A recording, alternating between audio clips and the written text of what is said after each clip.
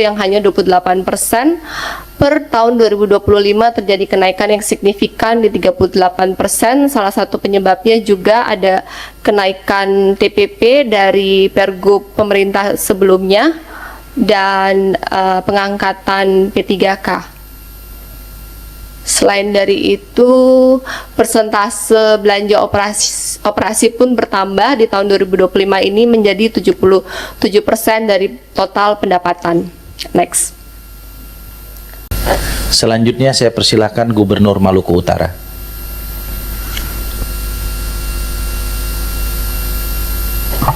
Bergerak.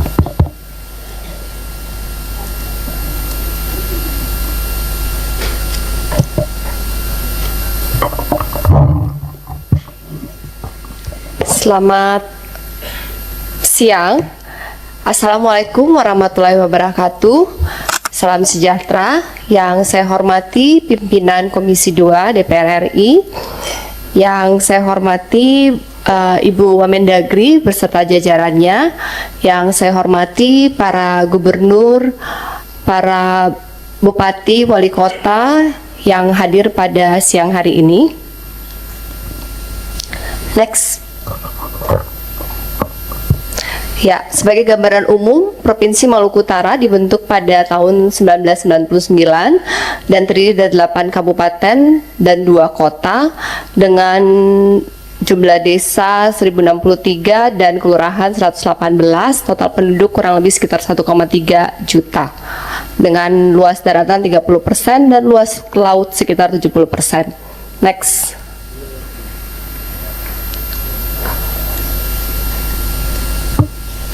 Kondisi keuangan dari Maluku Utara ini ilustrasi 5 tahun terakhir. Kalau dilihat bahwa total pendapatan tidak ada pertumbuhan yang signifikan, ada penambahan yang lumayan signifikan di pendapatan asli daerah PAD di 6 tahun terakhir mulai dari tahun 2020 dari hanya 17% per 2025 menjadi 27%. Dan pendapatan transfer atau TKD secara rasio ada penurunan karena peningkatan di PAD, tetapi secara rupiah tidak ada peningkatan yang signifikan dana transfer dari pusat ke daerah untuk 6 tahun terakhir. Next. Ini untuk memberikan gambaran aja secara garis besar bahwa posisi Maluku Utara ada di fiskal lemah karena PAD-nya range antara 25 sampai 27%. Seperti tadi kata Pak Ketua, dibutuhkan minimal 40% untuk masuk di fiskal kuat. Next. Dan hal yang serupa terjadi untuk 10 kabupaten kota, semuanya PAD-nya lemah dan fiskal lemah dan sangat bergantung terhadap dana transfer pusat ke daerah. Next. Ini untuk ilustrasi gambarannya antara pendapatan daerah berbanding dengan PAD-nya, dan rata-rata bisa dilihat bahwa PAD-nya semuanya lemah. Provinsi sendiri udah lemah di 25%, tapi kabupaten kota pun mulai dari 2 sampai 15%. Yang 2 digit ini pun karena merupakan daerah penghasil nikel. Next. Untuk pendapatan transfer, DAU kalau dilihat dari tahun 2021 sampai 2025 angkanya di rata-rata 1,2 triliun. Kemudian untuk DAK di tahun 2021 sampai 2024 angkanya masih lumayan, tetapi di tahun 2025 karena ada efisiensi jadi DAK-nya juga turun. DBH terjadi peningkatan karena produksi nikel di Maluku Utara termasuk salah satu yang terbesar di Indonesia. Jadi DBH-nya dari tadinya hanya sekitar 200-an miliar, sekarang 800-900 miliar per tahunnya. Next. Belanja daerah, belanja pegawai dikarenakan tidak ada kenaikan yang signifikan atau stagnan untuk DAU. tetapi belanja pegawai, jumlah pegawai, dan ASN-nya bertambah terus, sehingga persentase belanja pegawai dibandingkan dengan pendapatan persentasenya naik terus mulai dari 6 tahun terakhir di tahun 2020 yang hanya 28%, per tahun 2025 terjadi kenaikan yang signifikan di 38%. Salah satu penyebabnya juga ada kenaikan TPP dari Pergub pemerintah sebelumnya dan pengangkatan P3K. Selain dari itu, persentase belanja operasi pun bertambah di tahun 2025 ini menjadi 77% dari total pendapatan. Next. Persentase antara DAU dan belanja pegawai di tahun 2025 bisa dikatakan hampir 100%. Jadi dari total DAU yang akan diterima oleh Provinsi Maluku Utara, hampir 100% dipakai untuk belanja pegawai. Artinya tidak ada lagi yang tersisa untuk dipakai untuk operasional dan pembangunan. Next. Ini kondisi existing ASN hari ini berjumlah sekitar 9.800 dan sebagian besar guru. Guru sekitar hampir 6.000 dan lainnya nakes dan tenaga teknis. Next. Pendapatan 2024 sebagai ilustrasi, dana transfer daerah 72%, PAD sekitar 27%, fiskal lemah, kita sangat bergantung terhadap dana transfer pusat ke daerah. Next. Begitu halnya juga sama untuk 2025 kita bergantung kepada dana transfer pusat ke daerah. Next.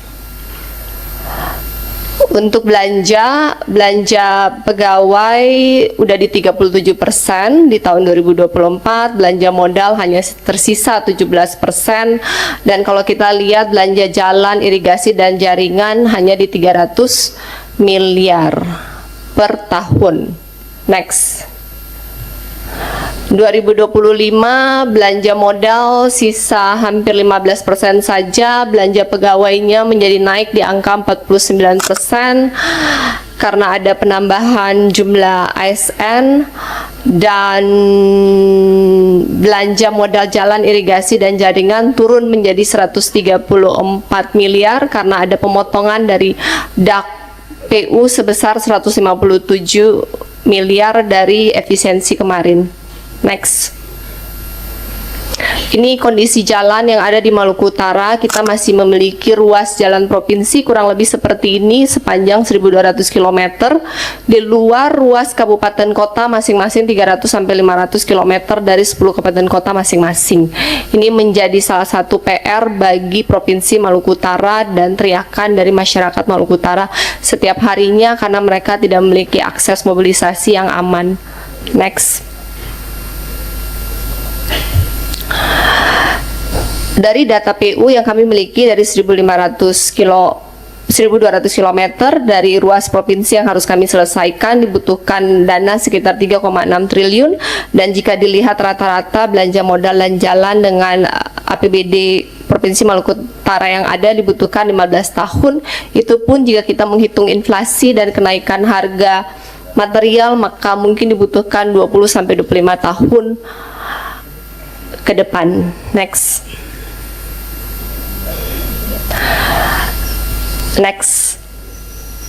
Nah, jadi permasalahan seperti tadi yang sudah disampaikan dan dipaparkan bahwa kita fiskal yang lemah, kita sangat bergantung kepada dana transfer pusat ke daerah, dan DAU kita 100% habis untuk belanja pegawai.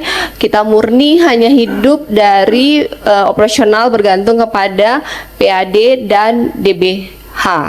Dan posisi hutang Provinsi Maluku Utara saat ini dari APBD sekitar 3,2 triliun, hutangnya ada 998 miliar atau sekitar 30% dari APBD, dan hal yang serupa terjadi juga di 10 kabupaten kota. Rata-rata ada defisit kurang lebih 20-30% peninggalan dari pemerintahan yang sebelumnya. Next. Ini kurang lebih rekap hutang. Jadi ada hutang dari tahun sebelumnya, ada SMI yang harus dibayarkan, kemudian ada hutang DBH, hutang proyek multi-year, kurang lebih 998 miliar yang harus kami cicil. Next. Jadi usulan dari kami Provinsi Maluku Utara, dikarenakan DAU transferannya habis untuk belanja pegawai 100% dan kami bergantung pada PAD dan DBH, maka kami harus berpikir out of the box bagaimana meningkatkan PAD. Ada 7 item dalam PAD, salah satunya adalah pajak air permukaan. Saat ini perhitungannya masih menggunakan flow meter dan masih sangat manual. Kita tidak bisa memetakan berapa sebenarnya potensi dari pajak air permukaan. Jika memungkinkan, dibuatkan usulan, kami mengusulkan dibuatkan peraturan atau rasio menghitung total output dari IUP, total output dari smelter, misalnya sekian juta ton, dikali dengan rasio penggunaan air permukaan dalam menghasilkan output tersebut, dikali dengan rupiah, itulah potensi pajak air permukaan, sehingga kita tahu berapa potensi kita ketika kita mengkolek kepada pihak swasta. Kita ada patokan sebenarnya berapa potensinya, karena ketika kita bilang bahwa kita ada loss dalam pajak, ada potential loss dalam pajak air permukaan, tapi kita tidak tahu sebenarnya berapa nilai yang harus haknya daerah untuk terima, karena dampak lingkungan yang dihasilkan dari sumber daya alam yang dieksplor selama ini, dampak sosial dan dampak lingkungan ditanggung langsung oleh daerah, tetapi kemudian kita tidak mendapatkan kompensasi nilai ekonomi yang cukup untuk memperbaiki dampak tersebut. Begitupun dengan pajak alat berat menjadi salah satu variabel dalam PAD, tetapi di lapangan kita kesulitan mendapatkan data sebenarnya berapa banyak alat berat yang dipakai bekerja di pihak swasta masing-masing, karena semua datanya melalui Kementerian SDM dan provinsi tidak disesekan. Dan yang ketiga, contoh dalam DBH, dasar perhitungan DBH itu adalah pajak land rent dan royalti. Dalam perhitungan land rent, kita sebenarnya mendapatkan pajak PNBP berdasarkan produksi dari IUP contohnya, tetapi kita tidak memiliki, daerah Provinsi Maluku Utara kita tidak memiliki data RKAB, walaupun secara aturan dan secara surat, jika kita melihat surat RKAB ada tembusan kepada gubernur provinsi daerah itu, tetapi kenyataan di lapangan kita tidak disesekan. Ketika kita meminta pun bingung mendapat datanya di mana.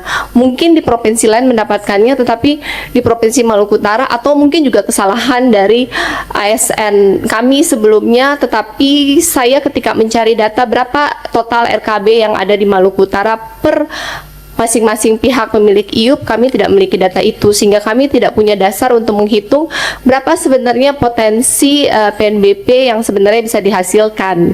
Dan itu beberapa harapan yang kami bisa dibantu daerah tambang, karena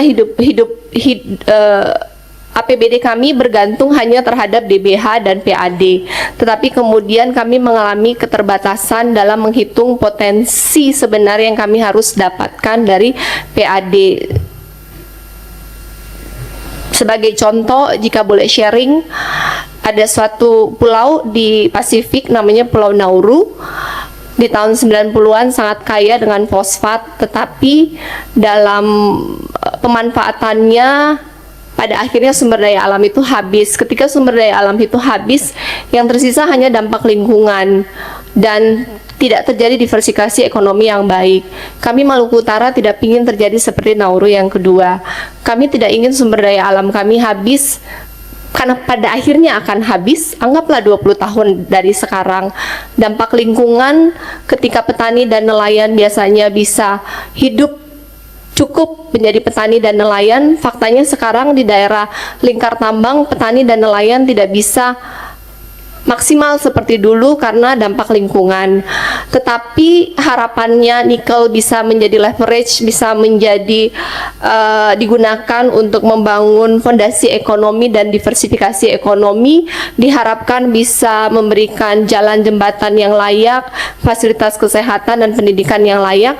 Faktanya setelah nikel sudah berjalan kurang lebih 10-15 tahun, ekonomi kami di Maluku Utara bertumbuh dengan sangat baik, 2 digit, sebagian sejahtera, tetapi kemudian terjadi inflasi yang cukup tinggi di lingkar tambang, sehingga kesejahteraan masyarakat menjadi zero sum. Mereka tetap jalannya tidak terhubung, pendidikan dan kesehatan belum layak dan berkualitas.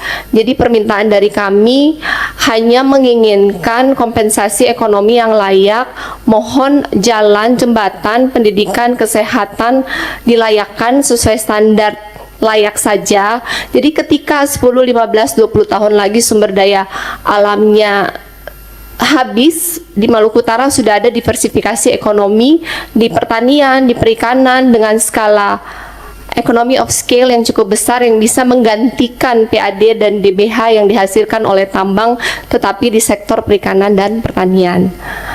Dan berikutnya, next. Jika memungkinkan, saya juga baru, jadi mohon maaf jika ada informasi yang salah.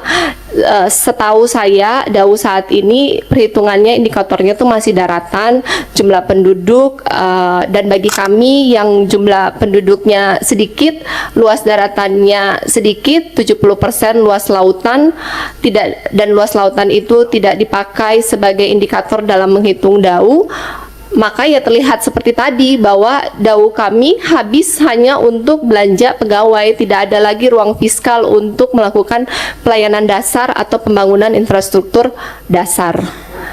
Next. Dan itu menjadi ketimpangan fiskal antara daerah yang daratan dan kepulauan. Jika memungkinkan untuk indikator luas perairan dimasukkan dalam perhitungan Dau. Next. Karena berdasarkan Undang-Undang Nomor 1 Tahun 2022 Pasal 7 menyebutkan bahwa hubungan keuangan pusat dan daerah harus memperhatikan karakteristik wilayah dan keadilan fiskal. Dalam hal ini karakter wilayah kita adalah perairan dan kita merasa bahwa keadilan fiskal belum terjadi. Bisa dipercepat, Next. Bu Gubernur? Ya. Bisa dipercepat. Ya. Next. Ya.